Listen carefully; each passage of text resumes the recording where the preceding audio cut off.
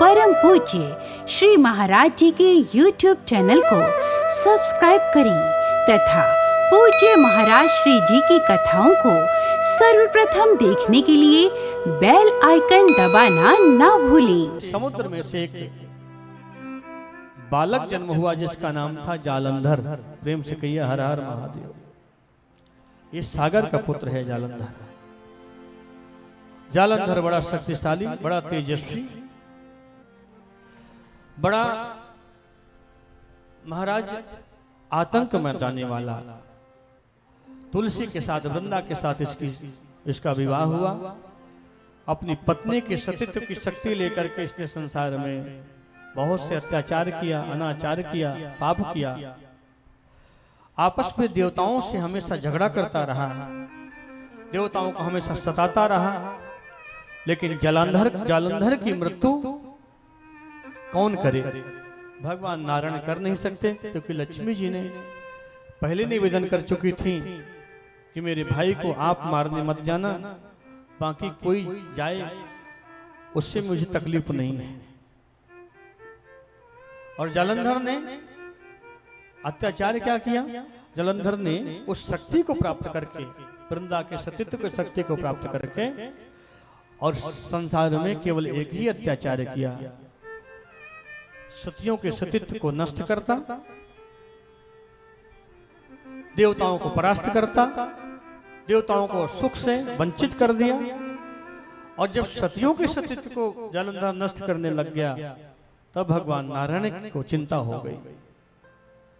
एक सती वृंदा के सतीत्व की शक्ति लेकर के इसने संसार के हजारों स्त्रियों के सतीत्व को नष्ट कर रहा है। इससे धर्म का पतन हो जाएगा, धर्म रसातल में चला जाएगा। भगवान नारायण ने भगवान भोलेनाथ की स्तुति किया।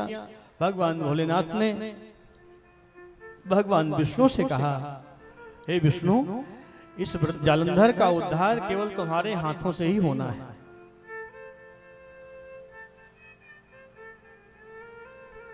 मैं मार सकता हूं उसको, लेकिन अगर अभी जाऊंगा मारने के लिए तो इतना शक्तिशाली है जालंधर कि मुझे विश्वास नहीं कि मैं उसको परास्त कर पाऊं अथवा उसका उद्धार कर पाऊं। जब तक वृंदा के सतीत्व को नष्ट नहीं किया जाएगा, जहां से इसको शक्ति मिल रही है, इसको बल मिल रहा है, इसको तेज मिल रहा है, जब तक उसको समाप्त नहीं किया जाएगा, तब तक जालंधर को मारना किसी भी देवता के बस की बात नहीं है। देवताओं ने मिलकर के भगवान विष्णु से प्रार्थना किया, हाँ प्रभु, भगवान भोलेनाथ सत्य कह रहे हैं कि इस कार्य को आप ही संपन्न कर सकते हैं। और देवताओं ने भगवान विष्णु की स्तुति करके प्रसन्न किया। ऋषिकेश महाबाहो भगवान मधुसूदन, नमस्ते देवदेव सर्वदैत्य विनाशक।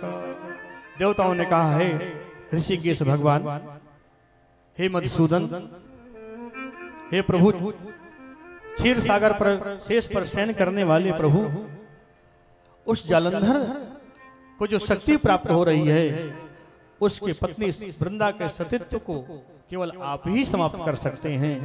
तभी भगवान भोलेनाथ उसका उद्धार कर सकते हैं।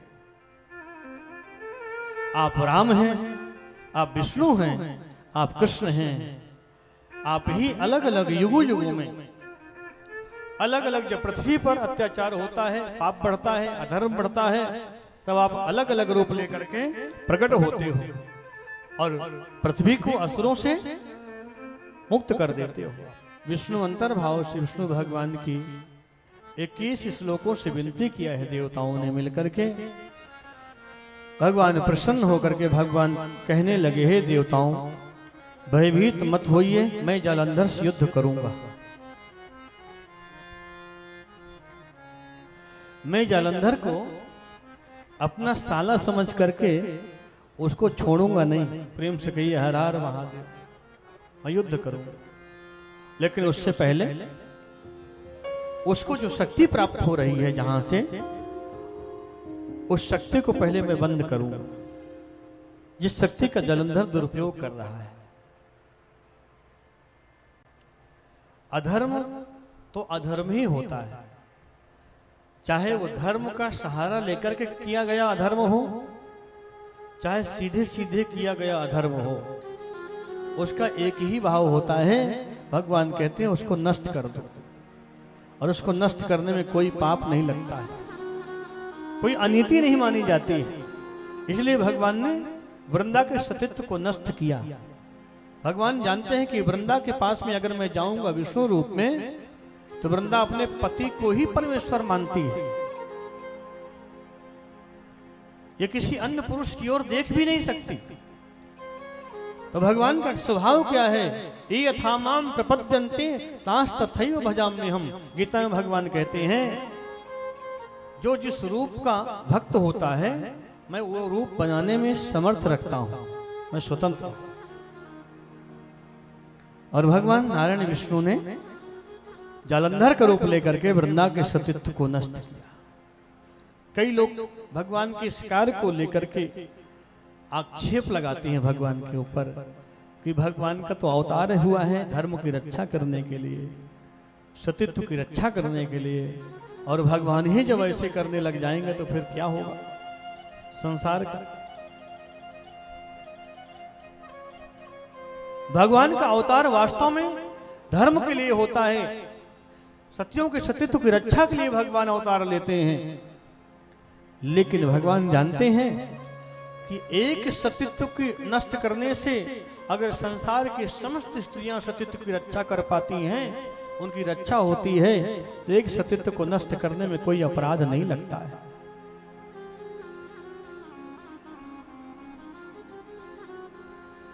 तो जालंधर सतीत्व का कवच पहन करके रखा हुआ था। भगवान ने कहा ऐसे सतीत्व को कवच को चीर देना चाहिए, नष्ट कर देना चाहिए। कई लोग भगवान को कहते हैं कि भगवान ने तो कर्ण को धोखे से मरवा दिया। कर्ण का रथ नीचे कीचड़ में धंसा और रथ के चक्कों को निकालने के लिए कर्ण नीचे उतरा और भगवान इतने में अर्जुन से कहा इसको मारो, धोखे से मरवा दो।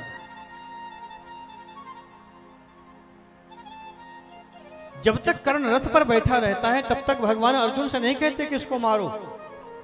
जब रथ को छोड़ करके नीचे आया तब भगवान कहते हैं अर्जुन से इसको मारो। अर्जुन ने कहा भगवान ये युद्ध न्याय विरुद्ध माना जाएगा। कर्ण इस समय रथ से नीचे बैठा हुआ है, उसका रथ का चक्का नीचे कीचड़ में धंसा हुआ है, मैं कैसे इसके ऊपर बाण छोड़ूं।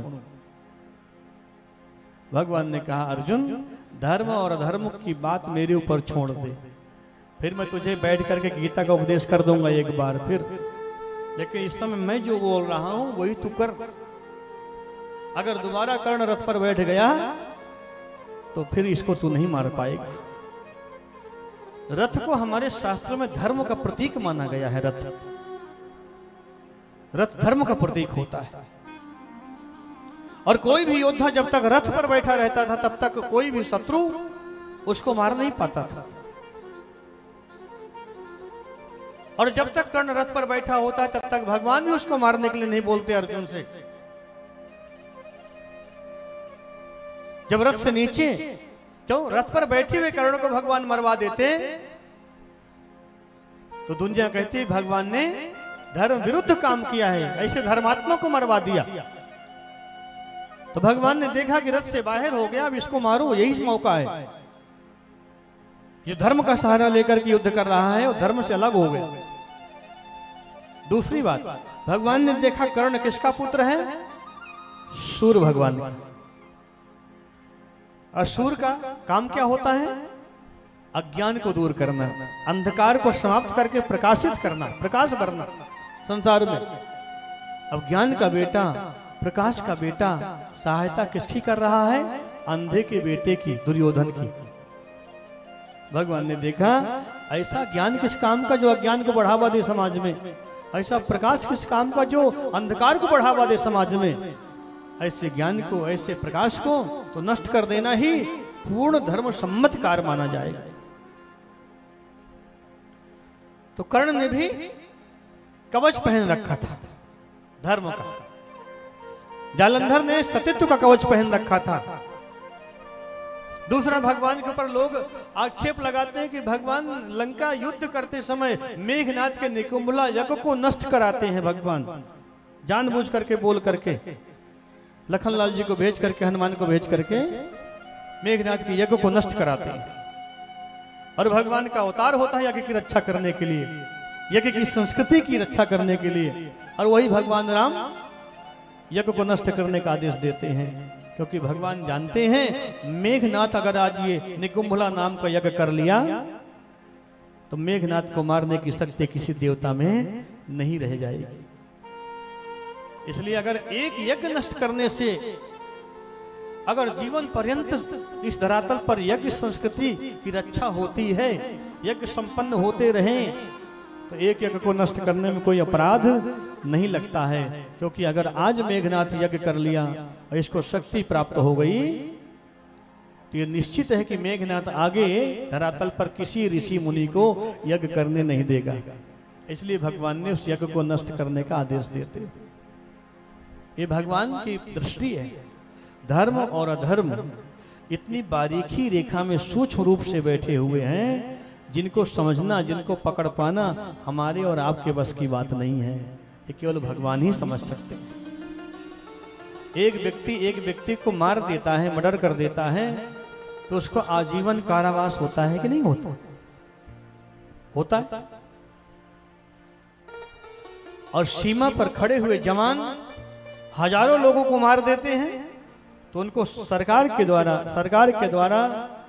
राष्ट्र के द्वारा उसको सम्मान पुरस्कार की प्राप्त होता है, दिया जाता है, सम्मानित किया जाता है। हत्याएं दोनों हैं, लेकिन दोनों हत्याओं में अंतर है। यही अंतर कर्ण के साथ में है, यही अंतर जालंधर के साथ में है, यही अंतर मेघनाद के साथ में है। इसलिए भगवान इनको नष्ट करने के लिए आदेश देते हैं। भगवान वृंदा जालंधर का रूप लेकर के वृंदा के पास में गए, संपर्क किया, लेकिन वृंदा को मालूम चल गया। और वृंदा को जैसे पता चला कि ये मेरे पति जालंधर नहीं हो सकते, तुरंत उसने श्राप दे दिया, तुम कौन हो? तुमने मेरे सतीत्व को नष्ट किया है।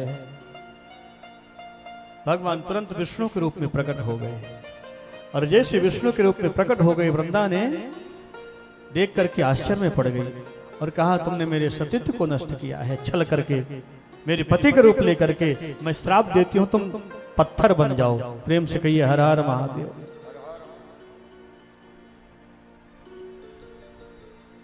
पत्थर बन जाओ। और ऐसे श्राप दे करके भगवान देखते देखते पाषाण बन गए, शालिग्राम का रूप ले लिया भगवान। वृंदा जब रोने लग गई, अपने आप को धिक्कारने लग गई, तब भगवान विष्णु ने वृंदा से कहा, देवी वृंदा, मैंने तेरे सतीत्व को नष्ट किया है देवताओं की रक्षा के लिए, लेकिन फिर भी अब मैं तुझे हमेशा हमेशा के लिए अपनी दासी बना करके अपने पास में रखूं। वही वृंदा, वही तुलसी 24 घंटा भगवान नारायण से लिपट करके दासी बन करके रहती है।